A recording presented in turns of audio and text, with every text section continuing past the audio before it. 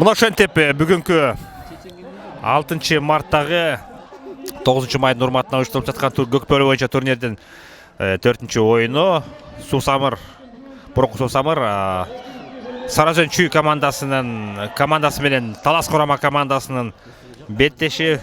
Бул эми эки команданы билесиздер, Нооруз майрамында ошол эки команда финалда ойноп, Суусамыр Соңкөл Чүй командасы, Суусамырды беле такыр көрө албайт. Мына ошо эки команда Ноорузда финалда ойношуп, Саразөн Чүй командасы 2-1 эсебинде утуп кеткен таластыктарды. Азыркы Кыргызстандын чемпиондору ошол Саразөн Чүй командасы жана Талас командасынын беттеши. Мынакей кызык болот болсо керек. Эми Кудай сактасын, ушу Кыргызстан ышкара кылып жакшы бир оюн көрсөтүп берсе экен.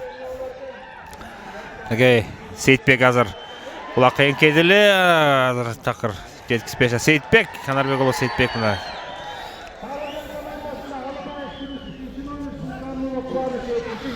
Аябагандай жакшы темпте башталды. Айта кетсек, Саразөн Чүй командасында азыр 1-1 оюнуна буларда 3 ат бар, Lexus бар, Байтур бар, БТР бар.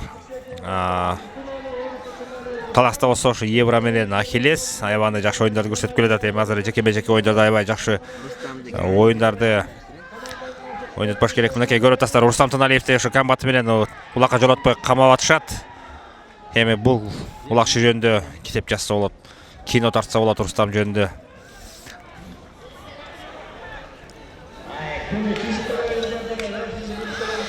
Четинен эми эки команданын курамы менен тааныштыра баштайын. Саразөн Чүй командасынын 1-чи номурунда Алыбаев Тыныч, Арга деген аты менен 2-чи Султануулу Кубаныч, Байтур менен 3-чү Юсупов Нурбек, Жиган менен 4-чү Мукаев Тилек, Эрке Тору менен 5-чи Бешиги Фархат, Койкөлөң менен 6-чы Аскаров Аскат, Соңкөлү менен 7-чи Койчикеев Нурманбет, Лексус менен 8-чи Мусаев Урмат, БТР менен Тоосун Насыпбеков Азат, Айтумар менен 10-чу Туналиев Рустам комбаты менен, мынакей 10-чу номурда буу атышат, аны такыр жолотушпай. 11-чи Ырсалиев Мирлан, Телторусу менен 12-чи Иманалиев Айбек,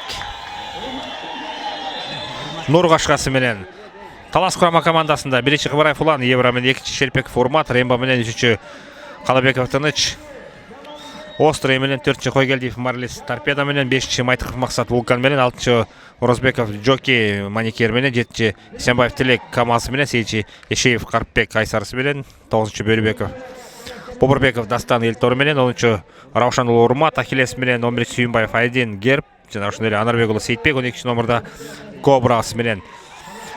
БТР менен Ахиллестин оюну мынакей көптөн бери ушул эки аттын оюнуна аябай көргүбүз келип жүрдү эле. Мына бул жерде эми Урмат менен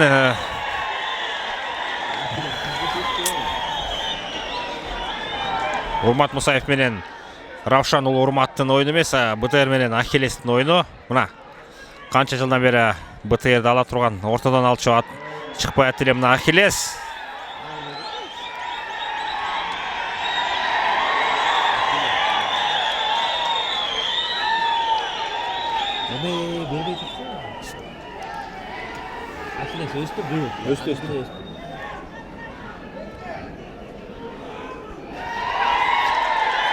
көрүп атасыздар, мына Урмат Мусаев өзүнүн БТР менен Ахиллеске каршы эчтеке кыла албай атат. Евро Байтур менен Евро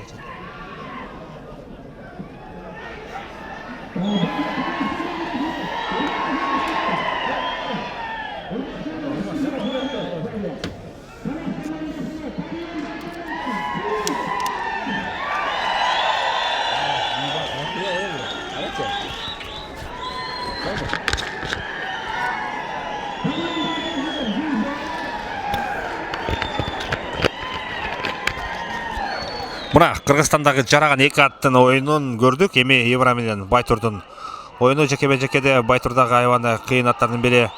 Шамдагай өзү жука-жук болсо дагы Евра же Байтурбу? Улан Кыбыраев менен Султан уулу Кубаныч. Эңкейген улан азыр улакка жетпей калды. Эңкей.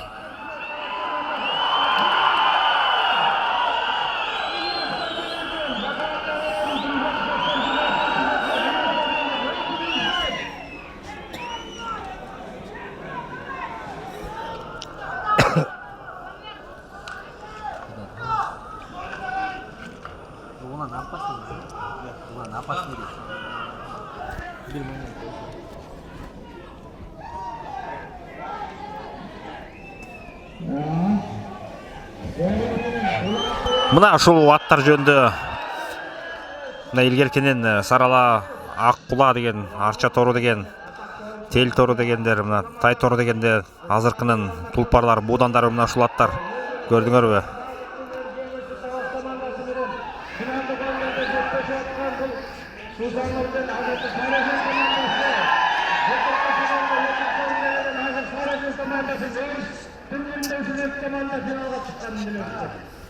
Finalda çıkan Moğolistan'ın ilk sonunda anda kızıklı oyun.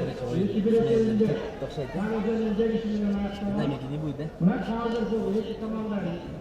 Bir çok katıcı kaldı. Buna böyle.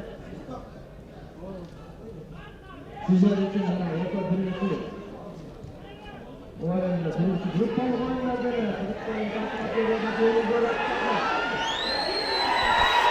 Кубаныч, Султан уулу Кубаныч мынакей улакты көтөрдү, буюрса.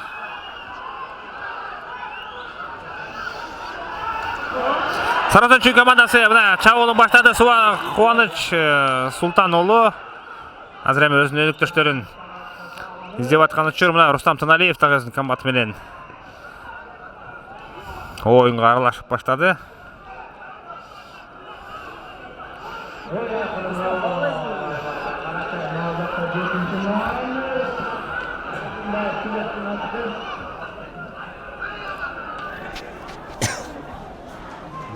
Оор экен эми, оор экен.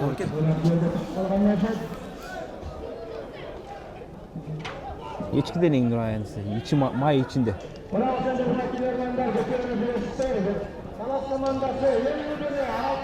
Ох, блин, Рустамды кыралышпайбы? Рустамды кантип кыралышпайбы? Көкжал командасы 24 жүлдегенде өткөн. Бул экинчи группадагы оюндар болчу. Эки команданын жигиттери мына жерге түшүп калган улакка аябагандай кызуу күрөшүн башташты.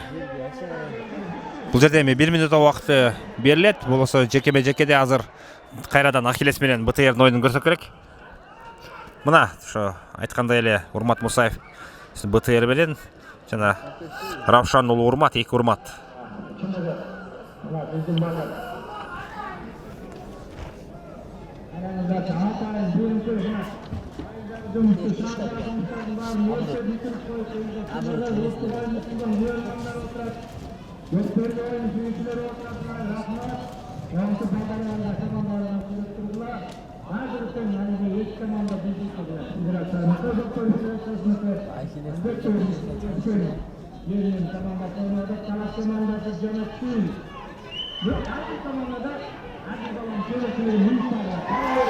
Мына эки аттын оюну башталды. Урмат Мусаев өзүнүн БТР менен улакты көтөрүп алды. Мына эми чабуулун баштады.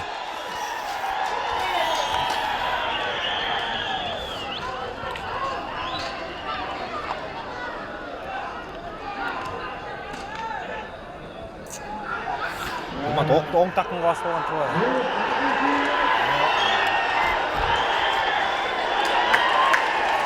Мына чеберчилик деген ушул, карачы.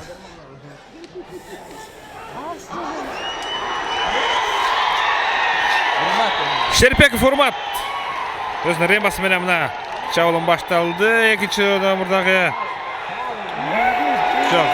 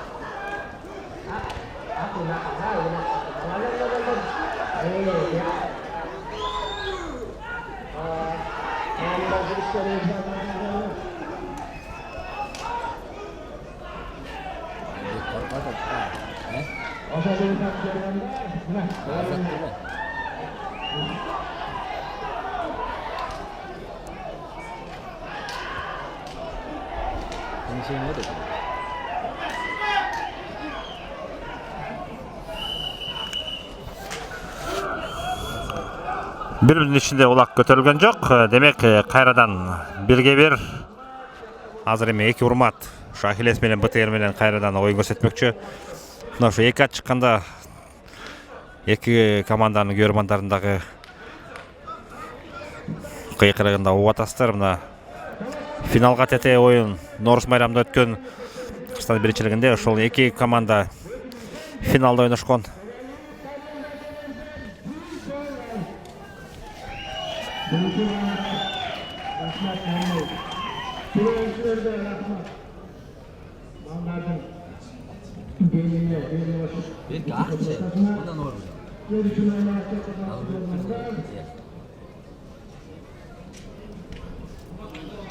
Gemle. De soru bak.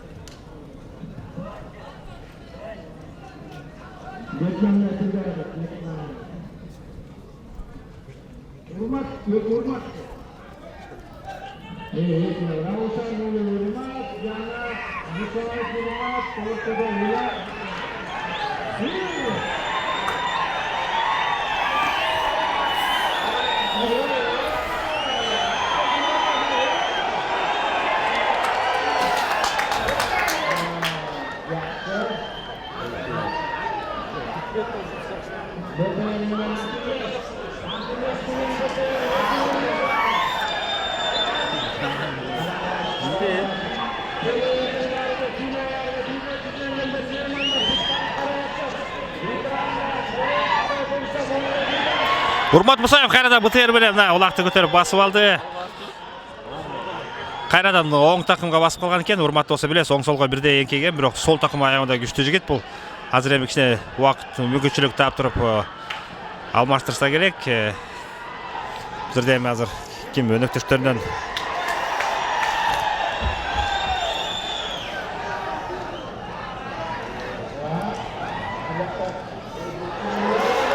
салганга убакыт бар.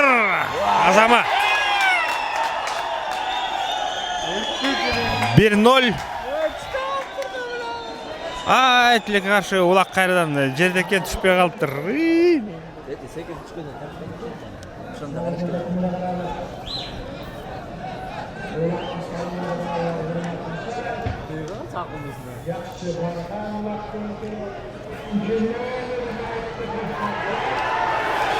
Талас командасында Майтыков Максат азыр мына улакты көтөрүп басып алды. Көрүтастар көп ат менен тилекке каршы ошо түшүп калды деп ойлодук эле, бирок Урмат Мусаевдин чабуулу аягына чыкпай калган экен. Эми Талас курама командасы өзүнүн чабуулун баштады. Көк аттын эми алы жетеби, жетпейби?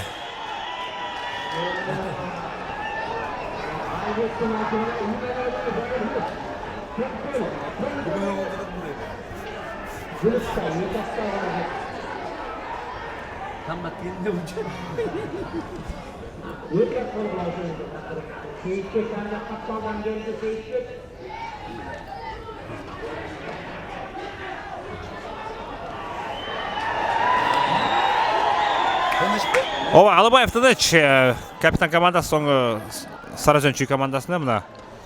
Бирок эми азыр жалгыз болуп атат. Максат Майтыков жабышып алган экен.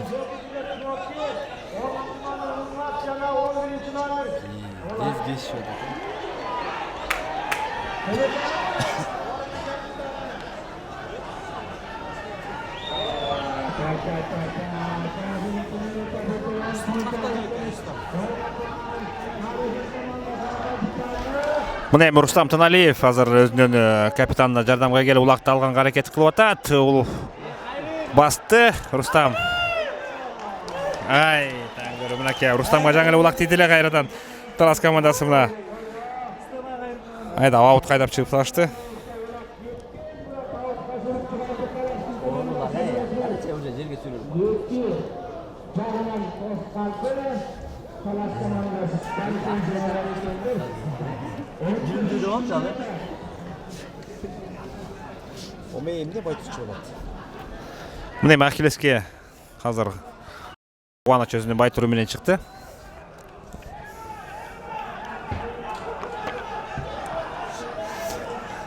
О, мына азыр көрөрмандардын барысы евро деп кыйкырышты эле. Азыр эми Улан Кыбыраев өзүнүн евросы менен келди. Ахиллес болсо кайра эс алууга чыгып кетти.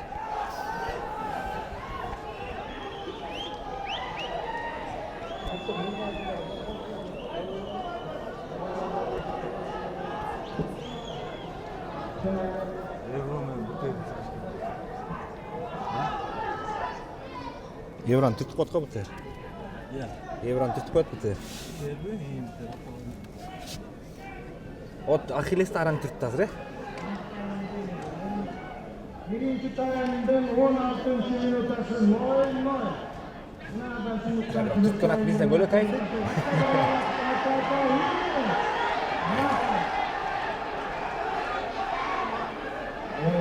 Aktan da tüzü koymayacak. Aktan da tüzü Vay duan.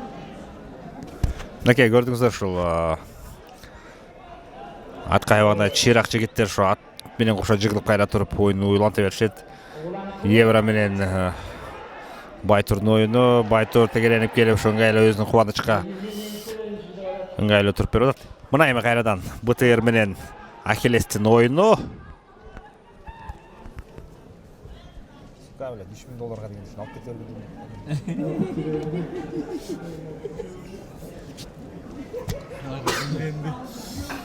Kaptan geçti.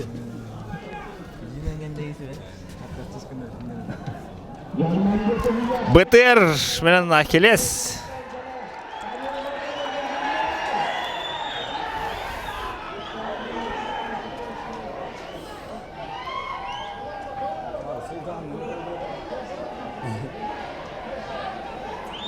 Betul Türkiye'de taksiciye şantaları koyuyorlar cümle hareket kılıyor.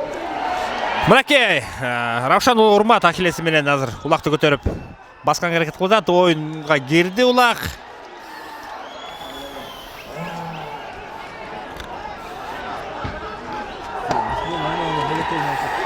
Талас командасы чабылда.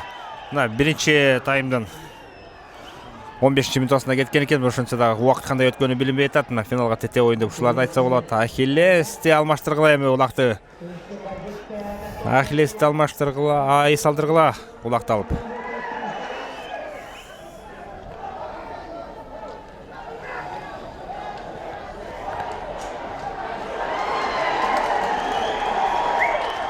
Шерпеков Урматтан Урматка мына өткөзүп берди. Ремба деген ат менен. Orada da dördüncü numara.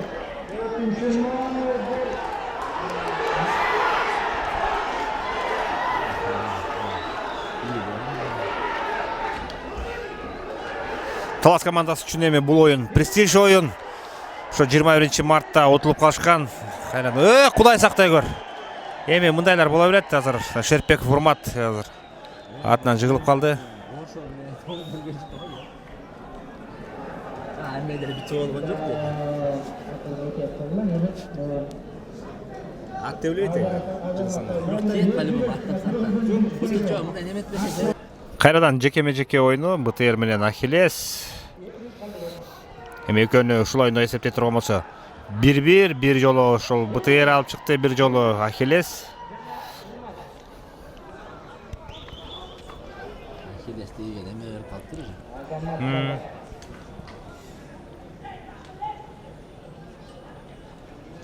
Bizim sesim bir Rüstem var. Minut 20 Мына кызыктуу ушундай аябагандай убакыт ылдам өтөт.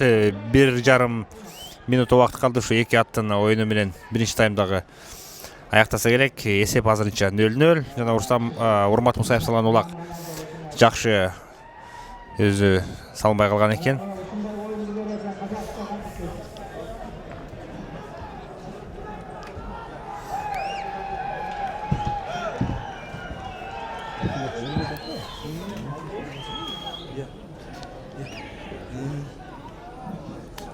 Akırkı minuta. Akırkı minuta. Akıya sıkırvanlarlarla.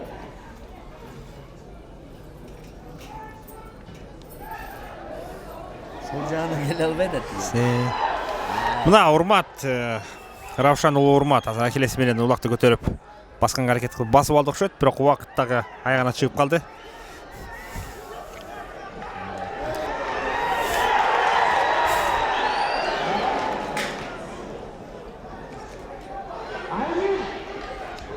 Сүйүнбаев Айдин, бул да 82-жылкы улакчы, Талас Курмакаман командасынын курамында ойноп аткан 11-чи номурдагы жигит. Мына Сейитбекти көрүп атасыңар. Азыр бул КамАЗ деген атты минип алган экен. Мына ошентип биринчи бөлүмдөгү аягына чыгып калды. Мына өзүңүздөр байкагандай кандай убакыт өткөнүн билбей калдык. Азырынча 0-0.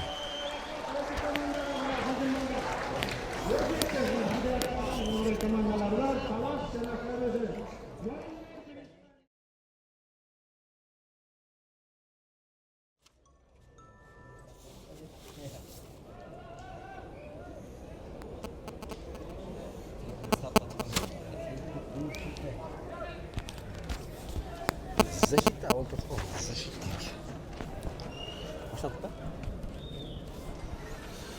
Саразөнчүй командасы менен Талас командасынын экинчи таймы. Эсеп болсо азырынча 0-0. Мынакей Сейитбек, Анарбек уулу биринчиден болуп улакка келип атат. Мына Карпекти да көрүп атабыз. Талас командасынан 8 номурда.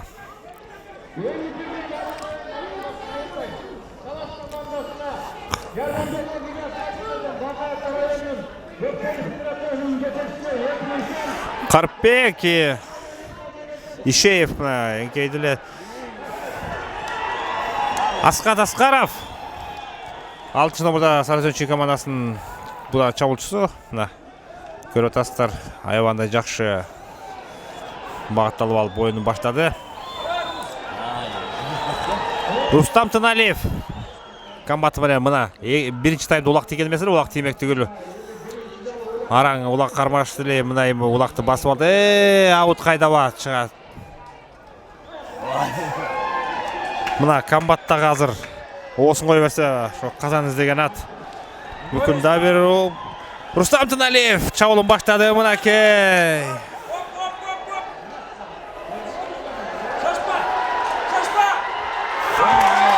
биринчи улак Саразөнчүй командасы алдыга чыкты. Удай буюрса Талас командасында жигиттери эми чыйырканып, чымырланып ойносо керек. Рустам Тыналиев мына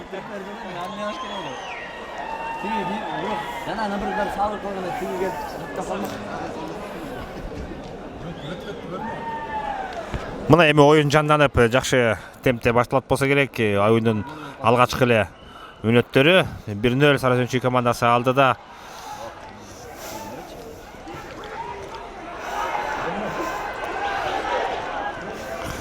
Максат Майтыков азыр аракет кылды эле.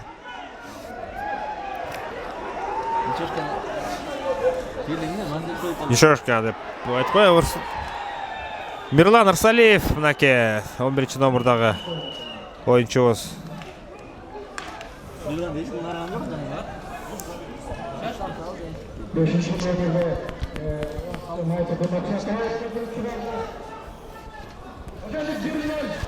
Бир-0 Саразөнчүй командасы азырынча алдыда. Экинчи бөлүм дагы бир 20 мүнөттүк бар.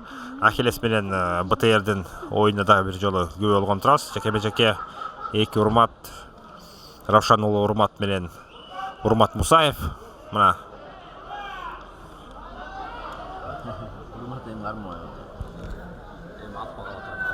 бул эки аттын оюнун эми унчукпай туруп ана карап отуруш керек.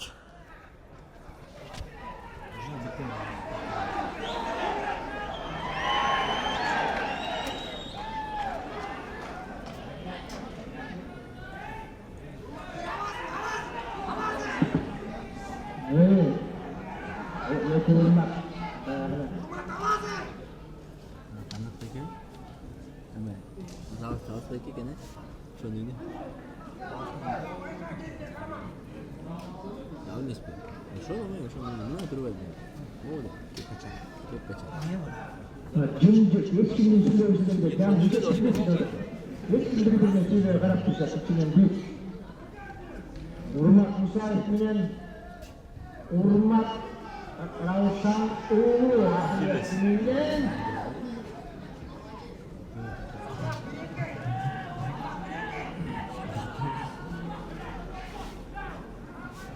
Екі Urmaktың атасы атақты Urmaklar болған. Ножентип Ахиллес менен БТР'дагы ойunu аяктады. 2 минут убакыт берилет. Бул жерде эми азыр эми Койчикеев Нурманбетти көрөт атабыз. Lexus менен Евро менен Lexustун. Lexus Евроны алабы же Евро менен Lexustу алабы азыр. Бу дагы жакшы кызыктуу оюн болот. Мына Lexus дагы Евроны түртүп атат. Койчикеев бирок азыр Lexus айваны чоң ат, бойлуу ат экенин билесиздер. Ошентип иш өтө кыйын.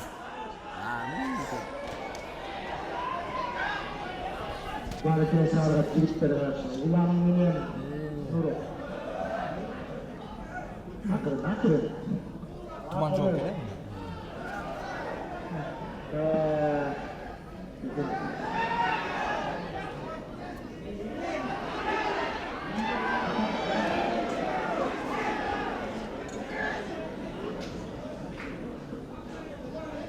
Ulan Kıbıray. 35 yaşta. 34'te. Benim 34'te. Улан Кыбыраев Талас командасынын капитаны. Евро менен Нуру деп таанышат. Эми Нурманбет Койчикеевди Самар командасында ойноп жүргөн өзү. Жетtiге турат. 14 майда туулган Нуру жакшы. Уланды туулган Onun 81. жыл өткөрдү.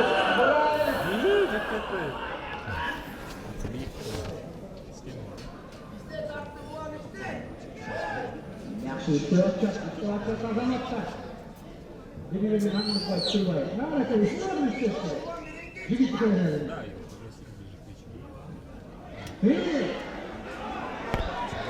Alpayga atayin kelgan turib.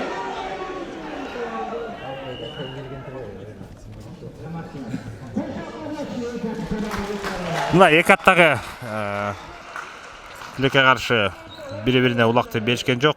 Бул жерде эмес БТР эмес, Сарызынчы командасында Султануулу Кубаныч өзүнүн байтуру менен чыккан экен. Ахиллеске каршы эми Булар эмне бүтүнү тосуп беришет? Көнүп калды.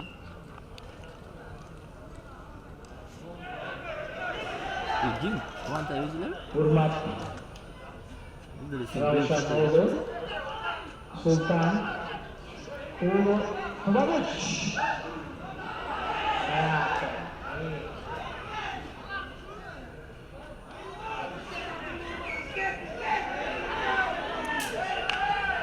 Ахиллес бүтүп калчу деп. Ayak yeni. Жигит калмай эле жайда эле. Не сорушун? Немис бар бул, Müslüman hayatı kanıtı üretirsin orada Kazak Kılıçkanlar. Başak Kırayt, Başak'ta Ortağa kanıtı üretirsin. Равшан уулу Урмат Ахиллес менен улакты азыр көтөрүп басып алды. Ахиллес Талас командасы эми чабуулга чыкмакчы. Эсеп болсо 1-0. Азырынча Талас командасы азыр утулуп аткан учуру.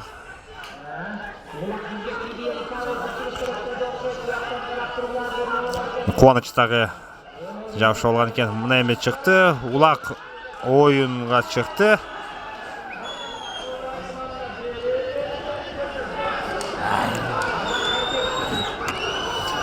Кыбыраев улан азыр Еврос менен азыр улакты өткөзүп алганга аракет кылып атат.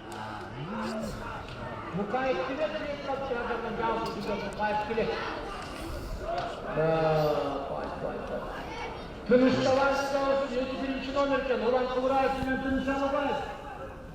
Mayta tutmaya bakayım bir tanesi. Dilek biletin tez bilete mi olsun diye geldi.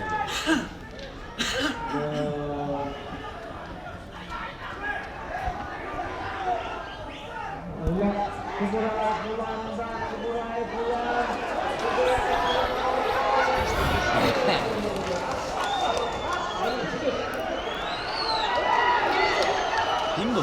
Айдин Сүйінбаев. Улақты басып алды. Ой, олай сақтай көр.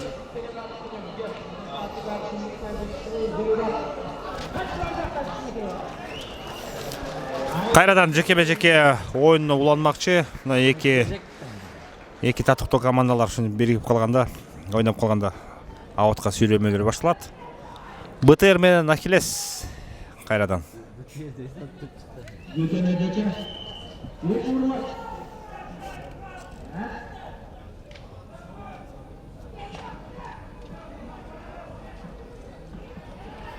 Урматтан баққа чып алған жоқ. Ат түтпейлі. Bildiğin bura.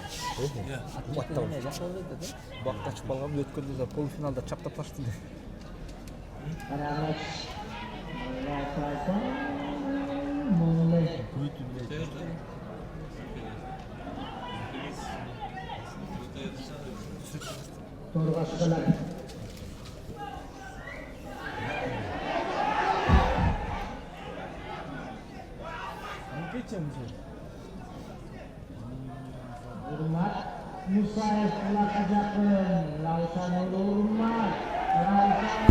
Равшан Улы Урмат мынакей улақты көтерді. Азыр Урмат Мусаевтағы жабышып алды. Сол тақымға азыр еме Урмат Мусаевтың сол тарабынан келіп қалды. Егер тақымына келіп кетсе ал. Урмат.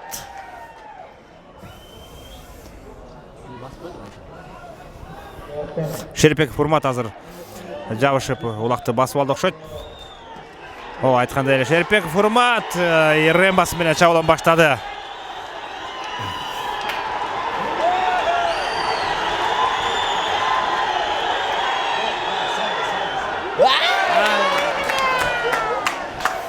Айванда эмгек текке кетип калды мына Шерпеков Урмат аябай жакшы барды эле, эч кимди эле жок болчу.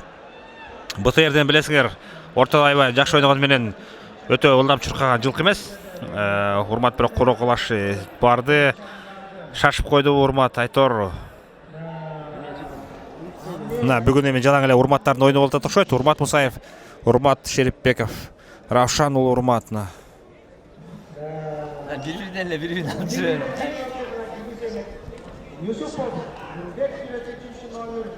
Азыр эми Рустамдарга бир эле фронт куштук болсо. Попадать этсе салат болбосо только защита. Всё.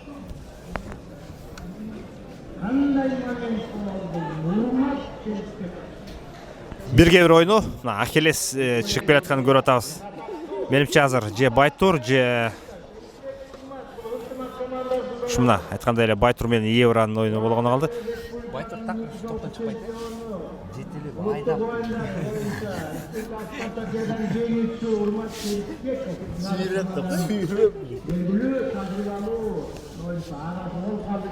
Евра менен азыр Орозбаев Джоки чыккан экен. Джокини болсо билесиздер, Талас командасында ошо Айсары менен ойноп, аябай жакшы ийгиликтер жетти эле. Азырынча Айсары чыкканын көрө элекпиз.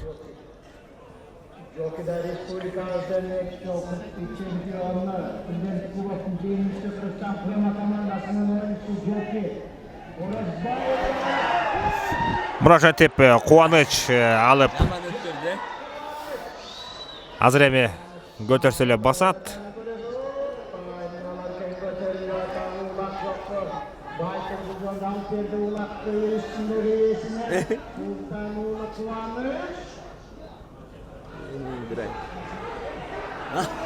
Джоки дагы карлоо жигиттерден ой кудай сактай көр, улак кайрадан жерге түшүп калды. Мына Кочкеев Нурманбет дагы келип эңгенге аракет кылып атат.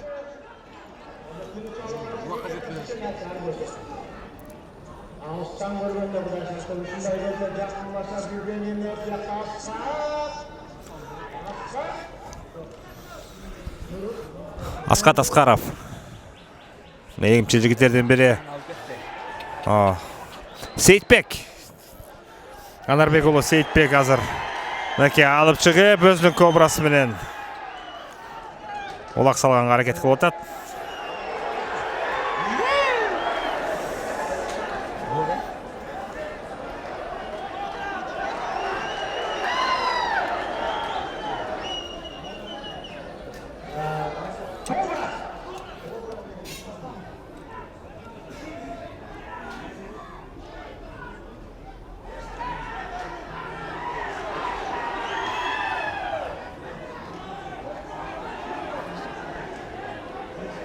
Жабыш. Аскаттагы жамна азыр кескилеп Аскатты да жолотуп жатат. Рустам Тыналиевди көрүп атабыз ал жерде. Алыбаев тыныштагы ушу капитан командасы көрүп атасызбы? Жабыш кош да. Түштү улак. Улак түшүп калды. Азыр Сейитбектине каршы кетип калды окшойт. Мынакей эми алмаштырып. Алмаш ойнап турбаса бул жерде чында көптөгөн күчтөр талап келип калат. Нуру Lexus менен Нуру азыр көтөрүп улакты басып алды. Рустам Тыналиев жанында менен өтөшү шыкка берип атат окшойт.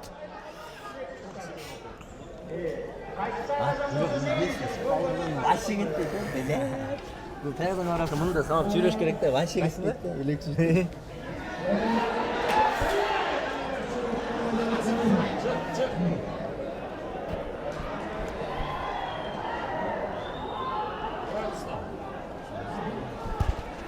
Рустам Тыналиев азыр мына улакты Нурмамет Кочкеевди өткөзүп алып, улакты басып алган экен.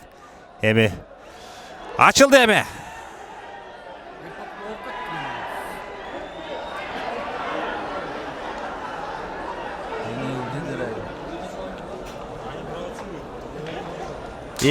Эр болуп калган экен Рустам Тыналиевдин.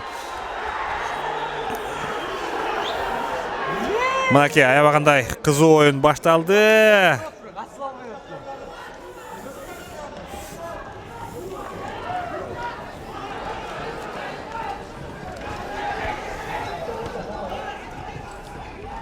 Öldü.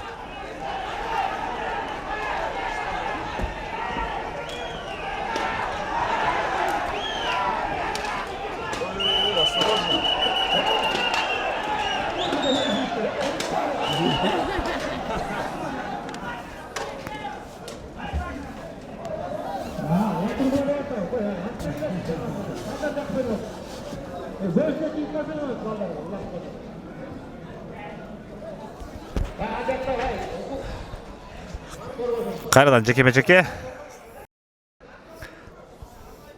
Мынакей Урмат Мусаев өзүнүн БТР менен чыгып келатат. Сарыжөнчү командасынан жана Раушан уулу Урмат Ахиллес менен келишти.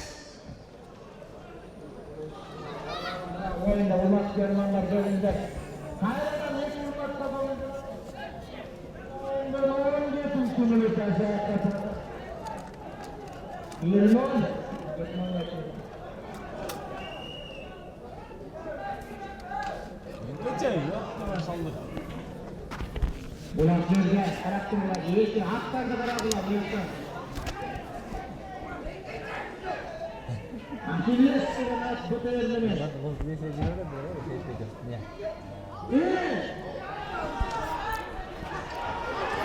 Раушан уулу Урмат азыр өзүнүн командасына улактап чыгып берди. Мына Карпбек басып алган окшойт. Кудай сактай көр.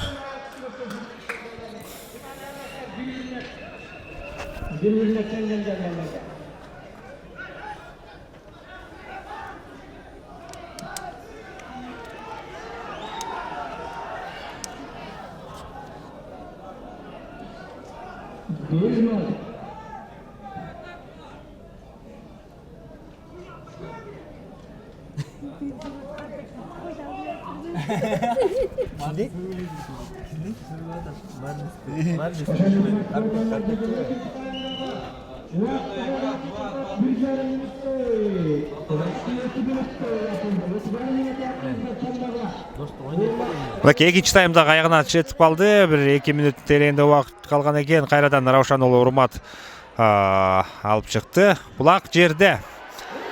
Карпбек Айсарысы менен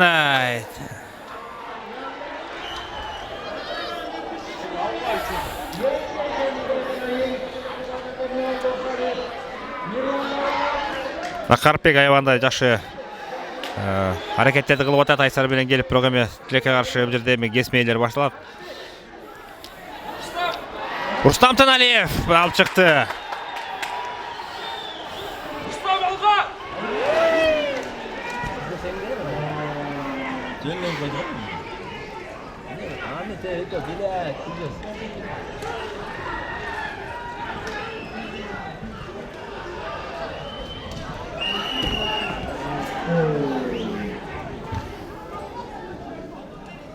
Ne çağırıp gelip duruyor da koyma. Arayış. Ola soyun sanat başlarında sunguya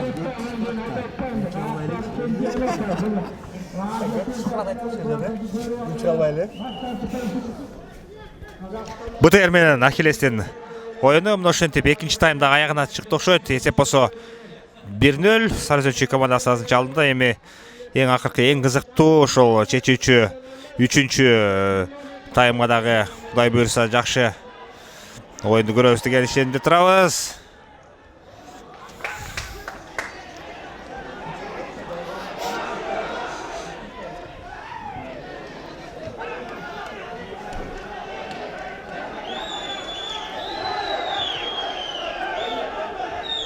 Eko'dan çağırıp gelmedi. Gruplar sırtlar ya.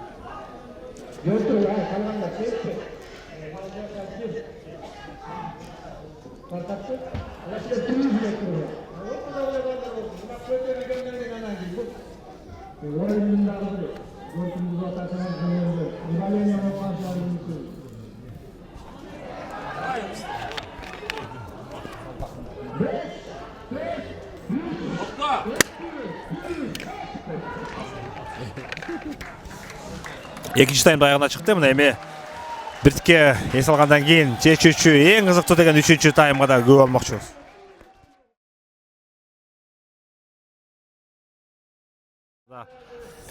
Мына эми акыркы 20 мүнөттүк эми бардык күч аракеттерди ошол эки команданын ортосунда чоң салгылашы болот. Сүйүн Айдин бул ким? Мирлан, Рысалиев Мирлан. Ничошка.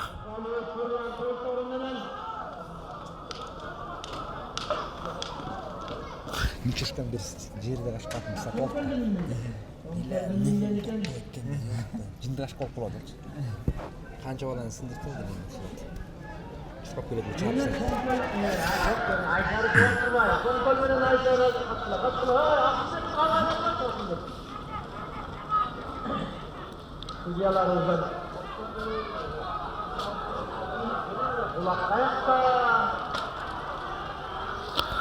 Назыр 8 аттың додо болуп кирип алышты. Улак түшүп калды эми.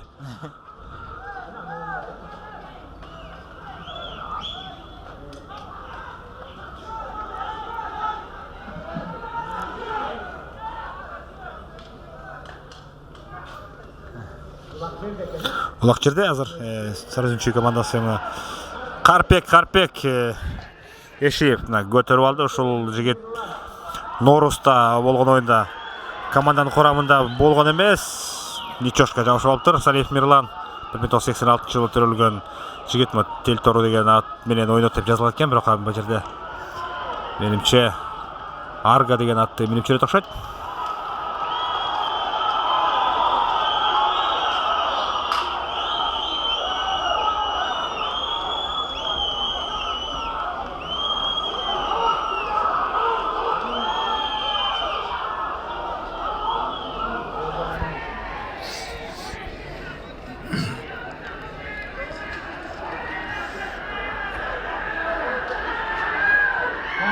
Талас командасы уже коробка акмасын аябай өздөштүргөн. Жогоруда айттым эле, мына аракет кылып атышат. 1-0.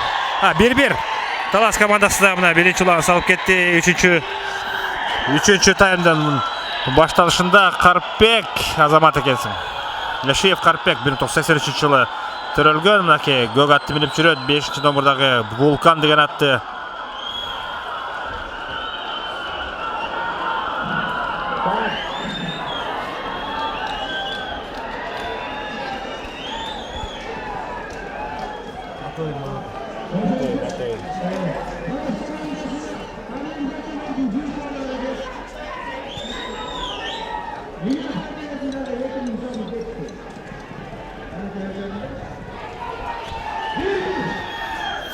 Bir Талас Курама командасы өзүнүн эсебине да бир улак алып келишип, эсепти теңдеп кетишти. Мынакей эми мынакей жакшы бир улактын бир улак азыр тагдыр чечет. Ушул командадын кемеси финалга чыгат деп. Уткан команда Достук командасы менен ойнойт. Рустам Тыналиев менен Урмат Менимче Шерипбеков окшойт. Мына ошол жерден азыр 1-1 Ахиллес менен БТРдин оюнда кемеси алып чыкса, ошонусу өз командасын сүрөп алдыга чабуулга чыкмакчы.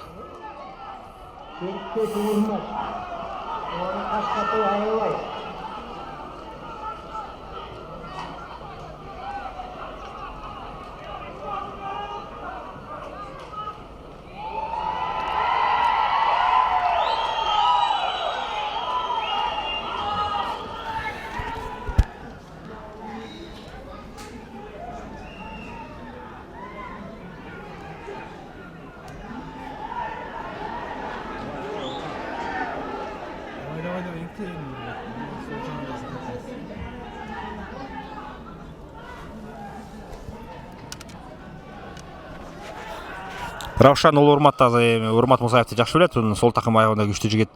Ошондуктан бирок эки жактан тегенген. БТРди сол тарабынан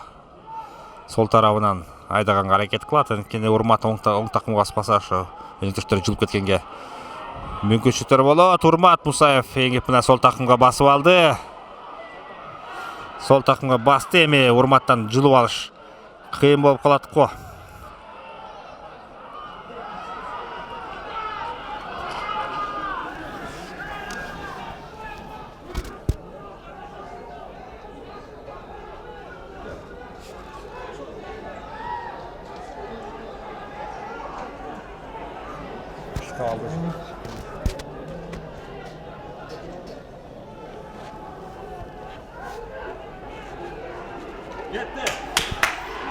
Урмат Мусаев мынакей чабуулун баштады.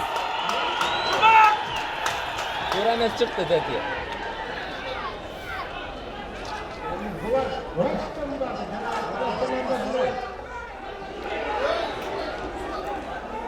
Деди жаман туура эмес чыкты.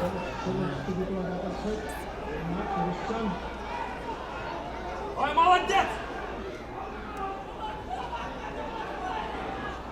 Айландыр.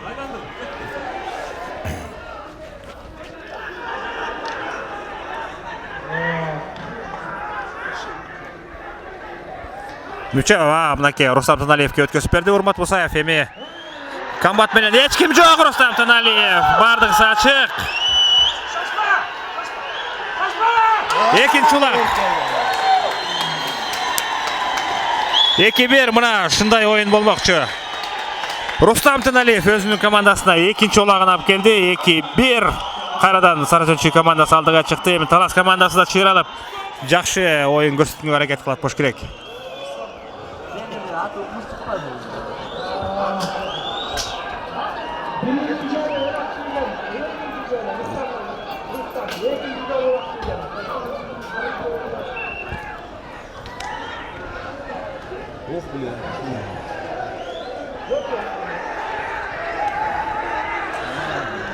Максат Майтаков мынакей аракет кылды эле.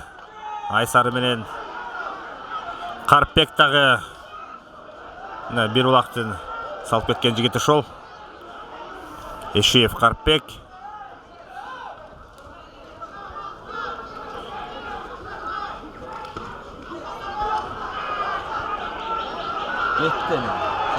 Сейитбек Анарбек уулу Сейитбек мына басып алды. Бул Сейитбек досу жакшы билет, Кабылан командасында ойноп жүрүп кийин ошол Талас курама командасы чогулганда келип эки рет ошол жерде утушкан, ийгиликке жетишкен. Аут. Эми кайрадан эки аттын оюну.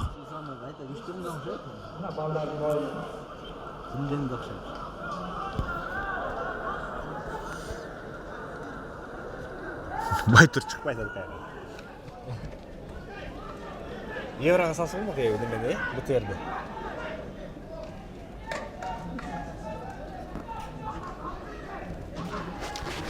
Улан Кыбыраев, менимче Улан Кыбыраев окшойт.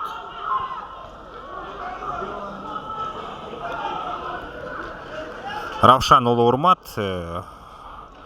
Евра менен жана БТР менен Урмат Мусаев.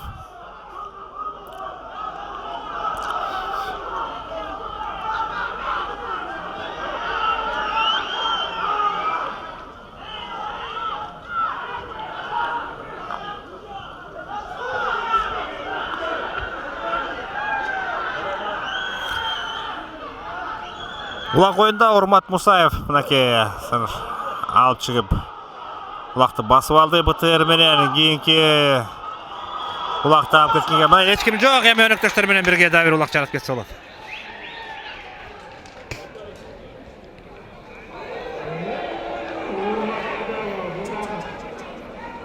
Жаманга тоймолоду.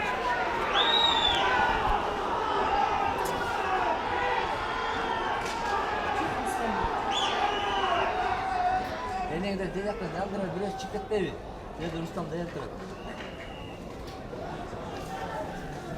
Рустамға тиселе салмақ деймін қазір. Рустамға тиселе салмақ деймін. Мына Карпек Эшиев өзү Ахиллес менен чыкты.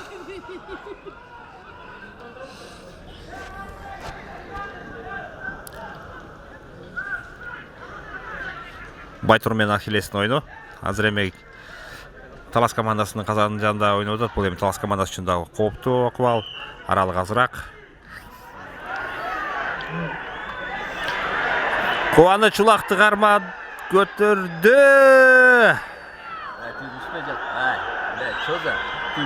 Мен баланы түртүп атпайбы? Судья аякты карап атат.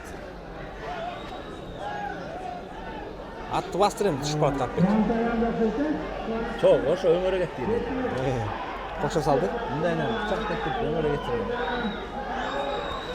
Мынакей оңтойлоп азыр Султан уулу Кубаныч басып алды окшойт. Карпек менен Кубанычтын ортосу эми 10 жаш айырма экен. 92-жылкы Кубаныч, Карпек болсо 83-жылкы, бирок аябандай жакшы көп жылдан бери ойноп келаткан бала экенин билебиз Карпекти.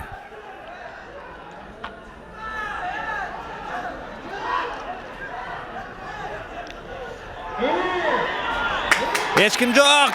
Султан сал. Азаматна 3-1. Сарыөзөн командасы дагы бир улак салып келишти.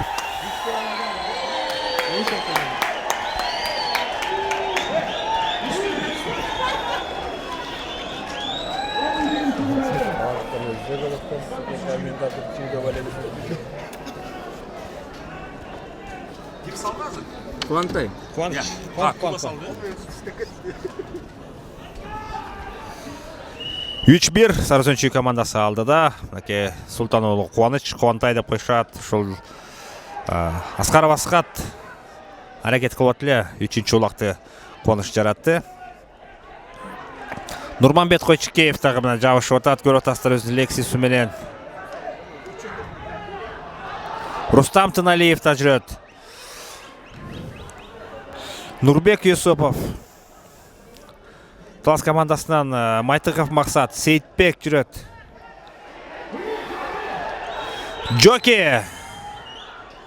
Орозбаев Джоки мынакей басып алыптыр улакты.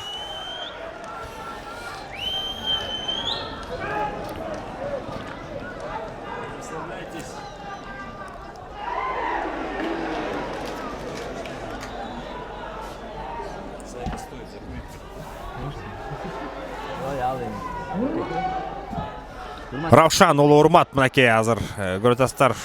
Улак тайгазанын түбүндө жатып калды эле. Улак жерде. Рустам Тыналиев. Сейитбек Анарбек уулу.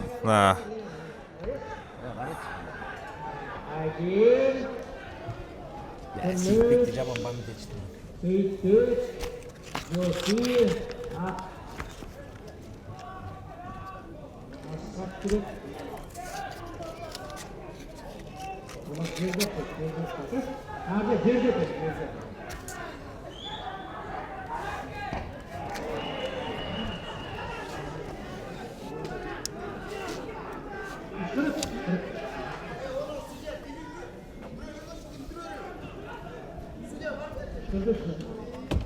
Тура айтып атат.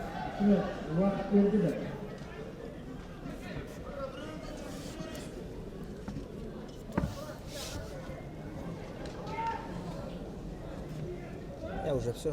Теперь догонять теперь и кулак слишком good. Карпек менен Кубанычтын ойну мынакей Кубантайга мына эңкей Карпек да оңой жигиттерден эмес. Мынакей Ахиллес дагы БТР менен тең тейлашып, БТРди да алып коюп атат. Бул чарчап калды окшойт, ушу БТР менен бирге чыгып атып.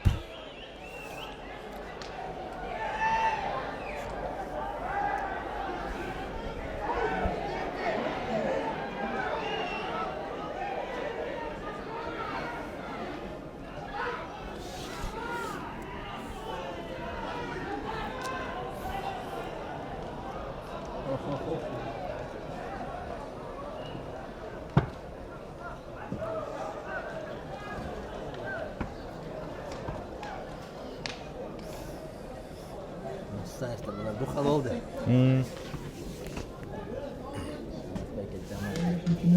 Şimdi o. Olak da bırak ya.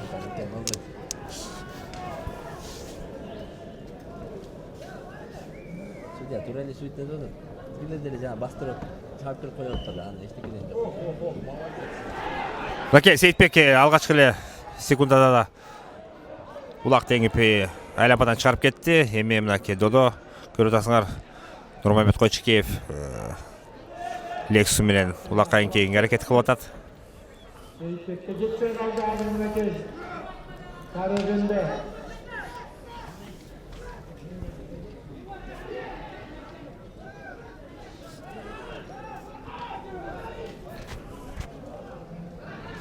Nur'unuki da var, Nur'u da жетпейді. Yok, yemez. Nur'u da жеткен жоқ. Сейитбекке урмат, Кыбырайов улан. Анарбек уулу Сейитбек. Талас командасында пенен майты кызмат. Нәбисте қайдады. Кыбырайов улан андылатты.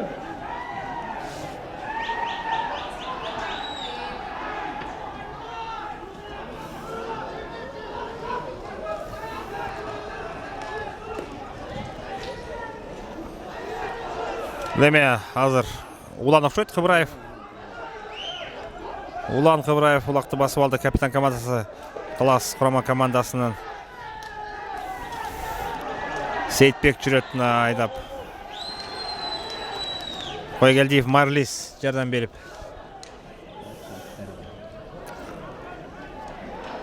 Бөгат барды, жардамна. Бөгат.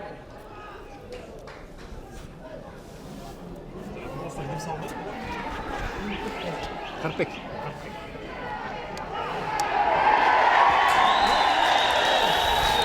Талас командасы дагы бир улак салып кетишти. Мынакей 3-2.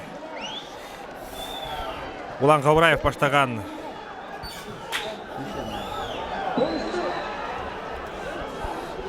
Азаматтар, мынакей эки команда бирине бири тең бирдей деңгээлде болгондо ушундай кызыктуу оюн болот.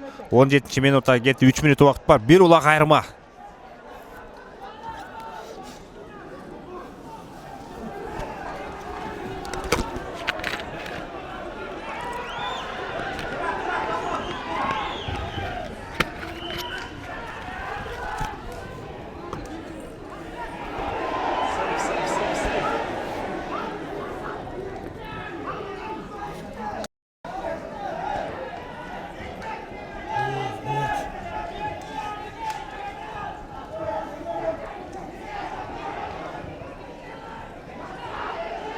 Рустам Тыналиев мынакей улакты көтөрүп кетти.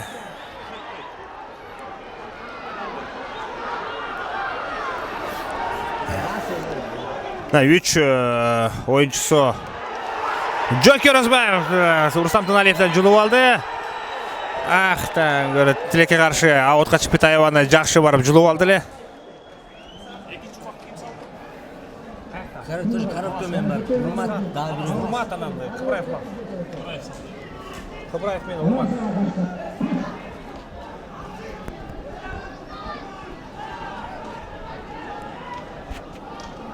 Улан айтады да, турат демени. Улак басып бошоп кирди да.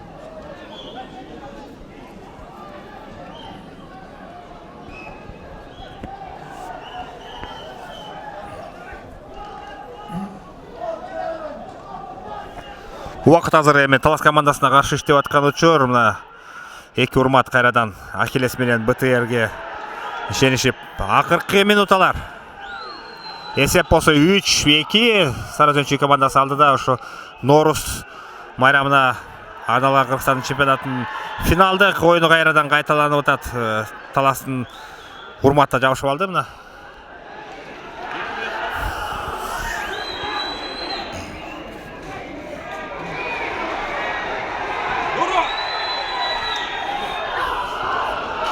Шерпеков Урмат. Талас командасынын 2-чи номердагы оюнчусу мына улактеги басып алды. Эми азыр Талас командасы өзү аябагандай мыкты өздөштүргөн коробкасын жасаса может мүмкүн улакты да эсепти теңеп кетишет.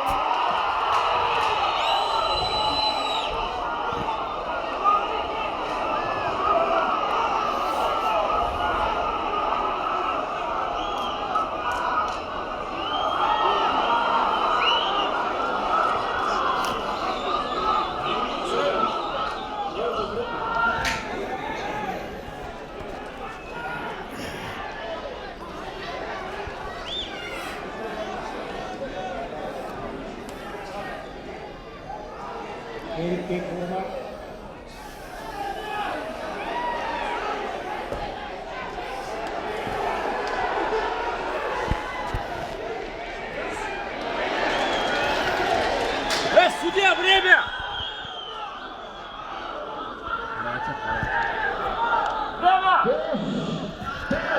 Мына ошо деп Сарысөчү командасын дагы бир жолку жеңиши менен куттуктап кетмекчибиз. 3-2.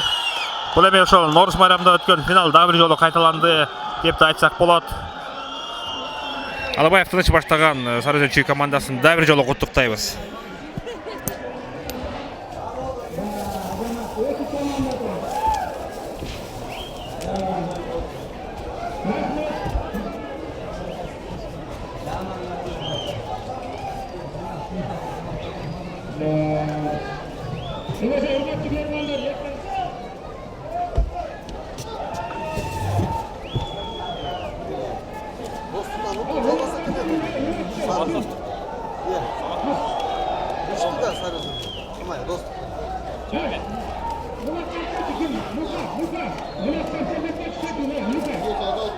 Musa.